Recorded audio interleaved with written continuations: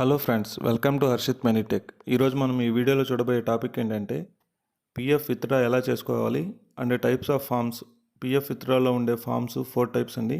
19, 31, 10C and 10D. వీటి గురించి ఈరోజు ఈ వీడియోలో తెలుసుకోబోతున్నాము. ఫస్ట్గా ఫామ్ 31. ఫామ్ 31 అంటే అడ్వాన్స్ అండి. ఈ అడ్వాన్స్లో కొన్ని ఆప్షన్స్ ఉంటాయి. ఎడ్యుకేషన్కి, మ్యారేజ్కి, ల్యాండ్ పర్పస్, కన్స్ట్రక్షన్, మీ ఇల్లు కన్స్ట్రక్షన్ కోసం, హోమ్ రెన్యువేషన్ కోసం, లోన్ రీపేమెంట్ కోసం, before retirement and some special cases అయితే ఉంటాయి. వీటికి కూడా కొన్ని ఎలిజిబిలిటీ క్రైటీరియా అయితే ఉందండి. ఎడ్యుకేషన్కి, మ్యారేజ్కి అయితే 7 years మీ సర్వీస్ అయితే ఉండాలి. 50% అమౌంట్ అయితే మీరు విత్డ్రా చేసుకోవచ్చు.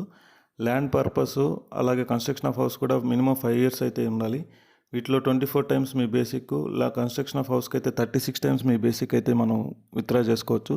హోమ్ రెన్యువేషన్కి 12 times మీ బేసిక్ వస్తుందండి. అది 5 years అయితే ఉండాలి మీ మినిమం సర్వీసు. లోన్ రీపేమెంట్కి 10 years మినిమం మీ సర్వీస్ ఉండాలి. 36 times ఆఫ్ మీ బేసిక్ అయితే తీసుకోవచ్చు. నెక్స్ట్ 54 years నిండిన వారు బిఫోర్ రిటైర్మెంట్ అయితే తీసుకోవచ్చు, ఆప్షన్ ఉంది. 90% అమౌంట్ అయితే విత్డ్రా చేసుకోవచ్చు.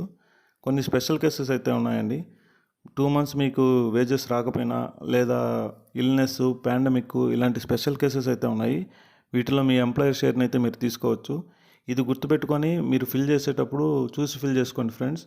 లేదంటే మీదైతే రిజెక్ట్ అయితే అవుతుంది. మినిమం ఇయర్స్ ఆఫ్ సర్వీస్ కానీ లేకపోతే మీకు అమౌంట్ అయితే రాదండి, రిజెక్ట్ అవుతుంది.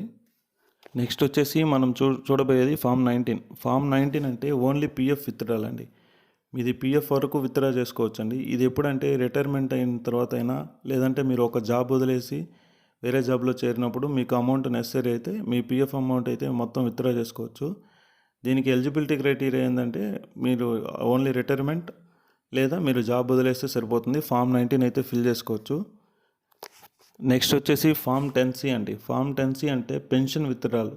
పెన్షన్ విత్డ్రాల్కి ఎలిజిబిలిటీ వచ్చి మీరు 10 years of before 10 years of service అయితే, అంటే 10 years లోపల సర్వీస్ అయితే మీకు ఉంటే మీ పెన్షన్ అమౌంట్ అనేది ఫుల్గా విత్డ్రా చేసుకోవచ్చు.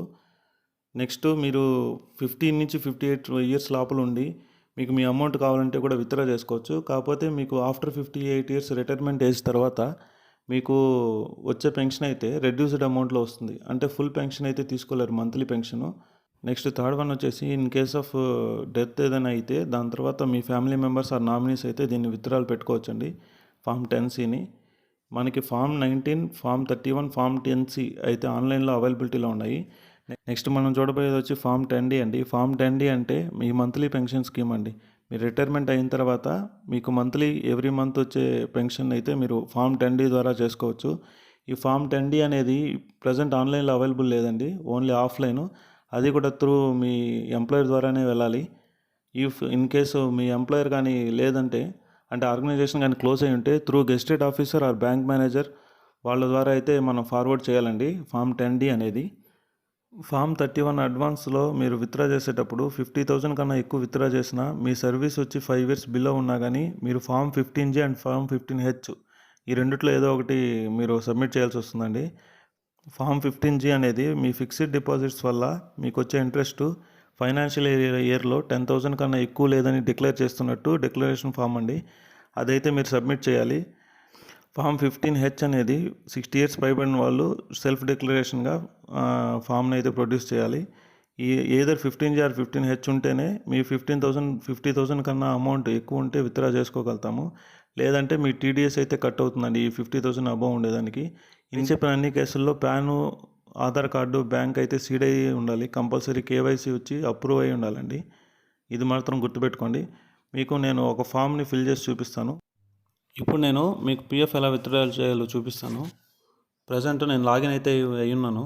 దీంట్లో చూడండి, మీరు ఆన్లైన్ సర్వీసెస్లోకి వెళ్ళండి. ఆన్లైన్ సర్వీసెస్లో ఫస్ట్ ఆప్షన్ క్లెయిమ్ అని ఉంది కదా, దాని మీద క్లిక్ చేయండి. నెక్స్ట్ మీకు ఇలా అయితే ఒక ఇంటర్ఫేస్ అయితే ఓపెన్ అవుతుంది. దీంట్లో మీ డీటెయిల్స్ ఉంటాయి. దీంట్లో ఇక్కడ బ్యాంక్ అకౌంట్ దగ్గర మీ బ్యాంక్ అకౌంట్ నెంబరు ఏదైతే సీడ్ అయి ఉందో దాన్ని ఫిల్ చేసి వెరిఫై చేసుకోండి.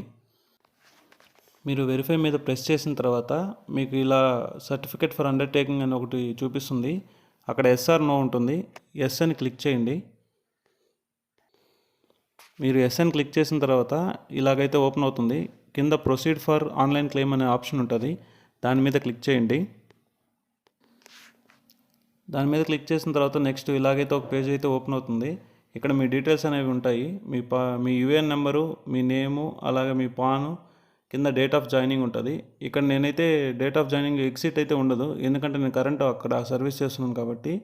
ఇన్ కేస్ మీరు అక్కడి నుంచి లీవ్ చేస్తుంటే మీకు date of exit, reason for exit కూడా ఉంటుంది. కింద I want to apply for ఉంది కదా, దాని మీద క్లిక్ చేయండి. దాని మీద క్లిక్ చేస్తే ఇక్కడైతే నాకు పిఎఫ్ అడ్వాన్స్ మాత్రమే చూపిస్తుంది, ఫామ్ 31 ఒకటే. మీరు కానీ ఫామ్ 19, ఫామ్ 10Cకి అవైలబిలిటీ ఉంటే, మీరు ఎలిజిబిలిటీ ఉంటే అవి కూడా చూపిస్తుందండి. మీకు ఏది కావాలో దాని మీద క్లిక్ చేసుకోండి. నేనైతే ఇక్కడ అడ్వాన్స్ ఫామ్ 31 అయితే ఫిల్ చేశాను. దాని కింద మీకు సెలెక్ట్ సర్వీస్ అని సెలెక్ట్ సర్వీస్ అనేది ఏంటంటే, మీరు ఎన్ని ఎంప్లాయ్మెంట్ అంటే ఎన్ని కంపెనీస్లో వర్క్ చేస్తుంటే వాటి లిస్ట్ అయితే చూపిస్తుంది. మీకు ఎక్కడ ఏ అకౌంట్ నుంచి అయితే మీరు డబ్బులు తీసుకోవాలనుకుంటున్నారో దాని మీద క్లిక్ చేసుకోండి. దాని కింద వచ్చి purpose for advance is required అంటే, నేను ఇక్కడైతే అడ్వాన్స్ ఫిల్ చేస్తున్నాను కాబట్టి నాకు అడ్వాన్స్ అని వస్తుంది. మీకు ఫుల్ అండ్ ఫైనల్ సెటిల్మెంట్ అయితే మీకు ఆప్షన్ అయితే చూపిస్తుంది, దాని మీద క్లిక్ చేయండి. క్లిక్ చేసినప్పుడు ఇలా అయితే out break of pandemic, non receipt of ages, natural calamities, illness, power cut ఇలా అయితే చూపిస్తుంది. నేను ఆల్రెడీ వీడియో స్టార్టింగ్లో చెప్పాను కదా, ఆ ఎలిజిబిలిటీ క్రైటీరియా బట్టి మీరు దేని కింద వస్తారో దాన్ని ఫిల్ చేసుకోండి. ఆప్షన్స్ అయితే చూపిస్తుంది. మీకు ఆప్షన్స్ లేనేటివి అయితే ఇలా చూపిస్తుంది, అంటే మీరు వేటికి ఎలిజిబుల్ లేదో వాటిలైతే మనం ఫిల్ చేసుకోలేము. నెక్స్ట్ కింద అమౌంట్ అనేది టైప్ చేయాలి.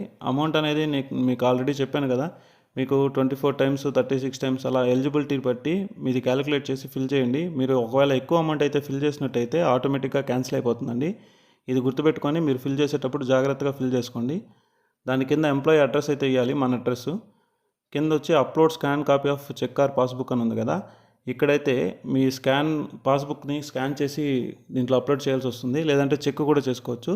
దాని మినిమం సైజ్ వచ్చి 100 KB నుంచి మ్యాక్సిమం 500 KB లోపలైతే ఉండాలి. ఈ సైజు దాటినా లేదంటే తక్కువ ఉన్నా కానీ తీసుకోదండి, ఇది గుర్తుపెట్టుకొని చేయండి. అలాగే కింద ఆ టిక్ బాక్స్ని టిక్ చేసి కంటిన్యూ కొడితే ఆధార్ వెరిఫికేషన్ అవుతుంది. ఆధార్ ఓటీపీ ఎంటర్ చేసి వెరిఫై చేస్తే ఈ ప్రాసెస్ అనేది అయితే కంప్లీట్ అవుతుంది. ఇది ఫామ్ 31 నేను ఫిల్ చేసి చూపించానండి. మీకు ఫామ్ 10C, 19 కూడా సేమ్ ప్రొసీజరే, దానికైతే ఏం చేంజెస్ అయితే ఏమి ఉండవు. మీకు నా వీడియో కనుక నచ్చినట్టయితే లైక్ చేయండి, నా ఛానల్ని సబ్స్క్రైబ్ చేయండి. Thanks for watching Harshith మినిటెక్.